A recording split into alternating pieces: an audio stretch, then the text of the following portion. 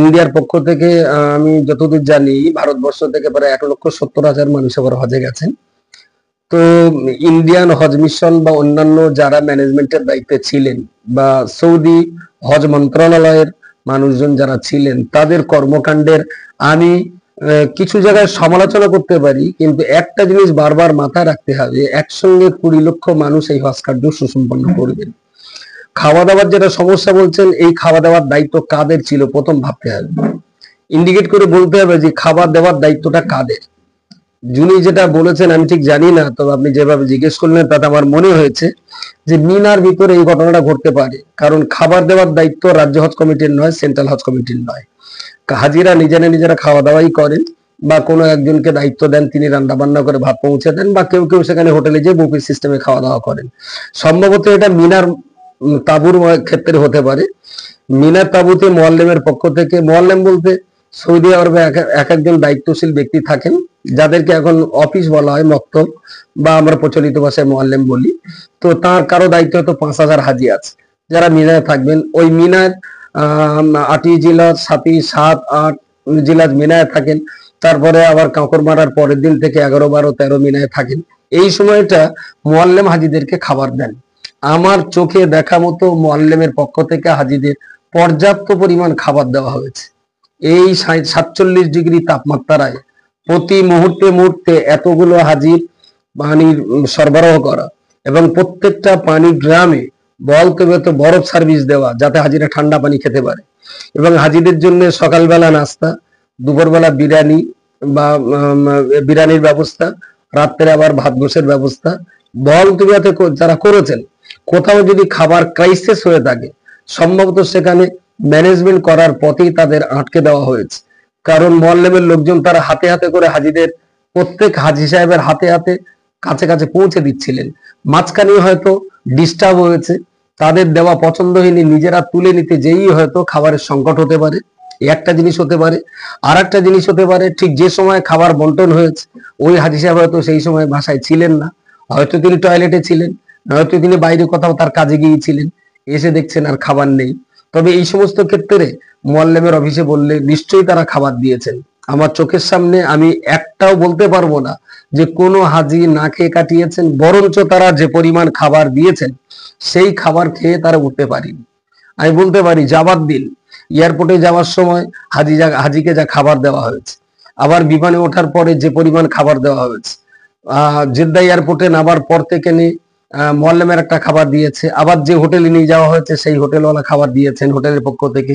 আমার তো মনে হয় না যে যাবার দিন যে পরিমাণ খাবার দেওয়া হয়েছে কোনো হাজি সেই খাবার খেয়ে শেষ করতে পেরেছে, আমার মনে হয়নি। সকলের খাবার বরঞ্চ বেশি হয়েছে।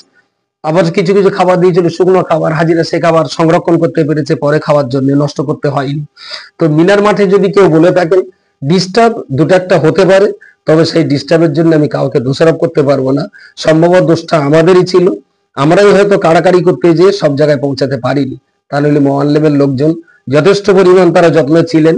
কেরালা কেএমসিসির স্বেচ্ছাসেবকরাও ছিল পথঘাটের উপরে, এবং সৌদি ওজারাতুল হজ্জের পুলিশ প্রশাসন যেভাবে খেদমত করেছে তা ভাষায় বলা যাবে না। মোয়াল্লেমের লোকজন যেভাবে খেদমত করেছেন আমি সামগ্রিকভাবে তাদের জন্য তাদের কাছে কৃতজ্ঞ। 20 লক্ষ হাজির তারা যে পরিষেবা দিয়েছেন তা দৃষ্টান্তবিহীন বলা যেতে পারে। কারো যদি ব্যক্তিগত একজন দুজনের খাবার কষ্ট হয়ে থাকে, আমি বললাম সেটা এই কারণে হতে পারে, হয়তো সেই সময় তিনি যখন ডিস্ট্রিবিউটর ছিলেন হয়তো বাইরে ছিলেন, নয়তোবা নিজেদের ভিতরে টানা হেঁচড়া করতে যে দুটো খাবার নষ্ট হয়েছে।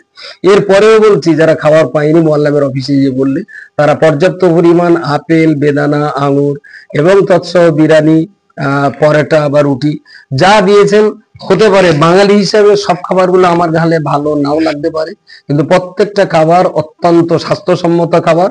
আমি ব্যক্তিগতভাবে খেয়েছি, আমার টিমে যারা ছিলেন সবাই আমরা খেয়েছি। দু একজন মানুষের ঠিক গালে পছন্দ হয়নি।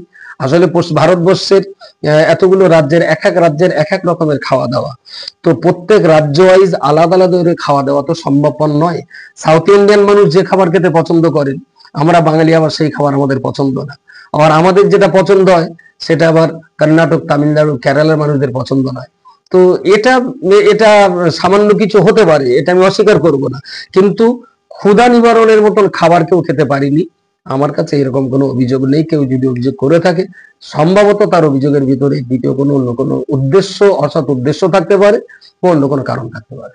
যারা ওয়াজ করতে ইচ্ছুক কিন্তু কিভাবে যোগাযোগ করবে, মানে এখানে ওয়াজ করতে যাবে, ফর্ম ফিল আপ কিভাবে করবে বা তাদেরকে অফিসে আসতে হবে কিনা সেটা বেশ সুন্দর কথা। যারা হজ এবছর করার ইচ্ছা করছেন, সেন্ট্রাল হজ কমিটি হজের ফর্ম ফিল আপের ডেট দিয়েছেন 7ই জুলাই থেকে 31শে জুলাই পর্যন্ত। এখন ফর্ম ফিল আপ চলছে। যাদের পাসপোর্ট আছে তারা সরাসরি নিজে এলাকা থেকে কম্পিউটারে ফর্ম ফিল আপ করে দিতে পারে। তবে এই জায়গায় একটা মুশকিল হয়ে যায় যে 5 জনকে একসঙ্গে করে ফর্মটা ফিল আপ করলে তাহলে ভালো হবে। যার সেই একা একা ফর্ম ফিল আপ করলে একজনে একটা গ্রুপ হয়ে গেল, তাহলে মক্কা মদিনায় যখন ঘর দেওয়া হবে তখন ওনাকে দেওয়া হবে, আর এইরকম এক একজন করে আরো যারা 4 জন ফর্ম ফিল আপ করেছিলেন তাদেরকে ওনার সঙ্গী করে দেওয়া হবে। তো একই সঙ্গে যদি এক ঘরে আমার থাকতে হয়, সেখানে যদি আমার পরিচিত, আমার প্রিয়জন, কাছের লোক থাকে, হয়তো দেখা যাচ্ছে আমি এখানে গেলাম, আমি একা একা ফর্ম ফিল আপ করলাম, আমার ঘরে আর 4 জনকে দেওয়া হলো, তাদের সঙ্গে আমার ভাষার ঘর মিল হচ্ছে। তো সেই জন্য ফর্ম ফিল আপ করার আগে 5 জনের গ্রুপিং করে নেওয়াটা খুবই গুরুত্বপূর্ণ। এবং এটা যদি তিনি করতে না পারেন, তাহলে সরাসরি রাজ্য হজ কমিটিতে যে বলা, তাহলে সেই এলাকার আরো যারা একজন একজন করবেন তারা একটু কোঅপারেট করে দেবেন, ওই এলাকার 5 জন মিলে একটা গ্রুপ তৈরি হয়ে যাবে। যদি তিনি ততদিন না দিতে পারেন, ব্যক্তিগতভাবে যদি আমাকে ফোন করেন, আমি চেষ্টা করব, বা তোমাদের সবাইকে আমি বলে দেবো, তোমরাও ইচ্ছা করলে এরকম যাচ্ছি এলাকা এলাকা হাজিদেরকে তোমরা সহযোগিতা করতে পারবে, বা বিভিন্ন এলাকা হাজিদের জন্য যারা কাজ করেন তাদের বললে তারাও করে দিতে পারবে। আর অল ইন্ডিয়া সুন্নতি জামাতের পক্ষ থেকে এই মাসে শুরু হয়েছে রহমানিয়া হজ এন্ড ওমরা সার্ভিস, তাদের সঙ্গে যোগাযোগ করলে তারাও ফর্ম ফিল আপ করে দিতে সাহায্য করবে। তবে লক্ষ্য রাখতে হবে ফর্মটা একা একা বা 2 জন বা 3 জন যেন না হয়। যখনই ফিল আপ করতে হবে 5 জন একই সঙ্গে, কারণ একটা একটা ওকে কভার বলা হয়, কভারে 5 জন করে থাকে। যদি 4 জন আমরা ফর্ম ফিল আপ করি, তাহলে আমাদের সঙ্গে ঘরে আর একজনকে কিন্তু অপরিচিত ব্যক্তিকে দিয়ে দেবে, তাতে আমাদের সফরের অসুবিধা হতে পারে। সেই জন্য সবসময় পরিচিত 5 জন একসঙ্গে হয়ে তবে ফর্ম ফিল আপটা করলে সফরটা খুব সুন্দর হবে বলে আমি আশা করতে পারি। অনেক হজ এবং ওমরা অফিস আছে, তাদের যদি পাসপোর্ট বা ভিসা, যারা হজ যাত্রী পাসপোর্ট ভিসায় যদি কোনো সমস্যা হয়, অনেক অফিস তারা সমাধান করার চেষ্টা করে। তো তেমন কিছু কি সুবিধা আমরা পাবো? আমি বলছি পাসপোর্টের ব্যাপারে কোনো অফিসে কোথাও করতে হবে না, শুধুমাত্র পাসপোর্টের ফর্ম ফিল আপটা করে তারা সরাসরি হয় আমাকে বলুক, আমি তাদের স্টেট হজ কমিটির সঙ্গে যোগাযোগ করে দিচ্ছি। না হলে তিনি সরাসরি স্টেট হজ কমিটি আমাদের বোম্বে, আমাদের কলকাতায় মদিনাতুল হুজ্জাজে আমাদের নাকি সাহেব আছেন, ওখানে আমাদের ইকবাল নায়েক সাহেব আছেন, আইব সাহেব আছেন, ওনারা এদের খেদমত করার জন্য দিন রাত তৈরি আছেন। সেখানে যে কথা বললে তারা পাসপোর্ট অফিসের সঙ্গে বাকি যোগাযোগটা তারা করে নেবে।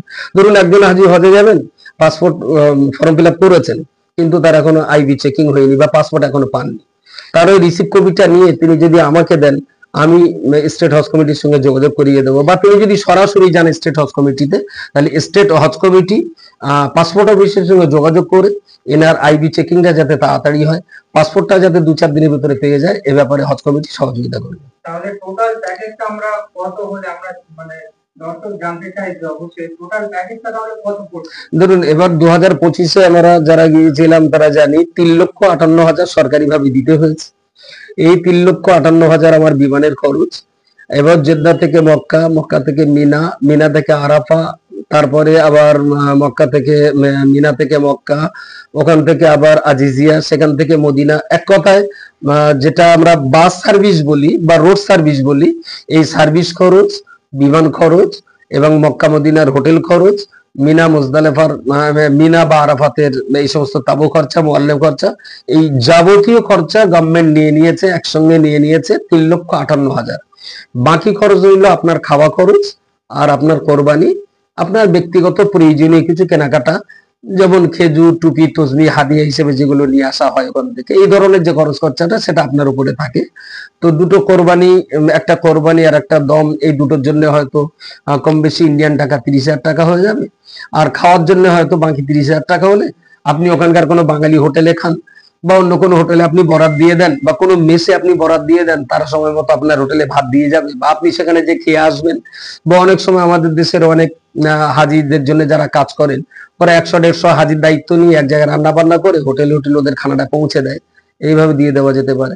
তো গত বছর যা ছিল এবারেও যদি তাই থাকে, তা ধরে নেন 3,58,000, আর সেই সঙ্গে এই 30-60 হাজার টাকা কম বেশি, আমি যেটা খরচ বলি 60,000, এটা বরঞ্চ বেশি, তাহলে আর কোনো রকমের অভাব থাকবে না। এইগুলো মোটামুটি হজের খরচ করছে। এবার কেনাকাটাটা হাজি সাহেবের নিজস্ব ইচ্ছার উপরে নির্ভর করে। 2026-এ যারা হজে যাবে, বিশেষ করে বাঙালি মুসলিমদের জন্য কি বলবো?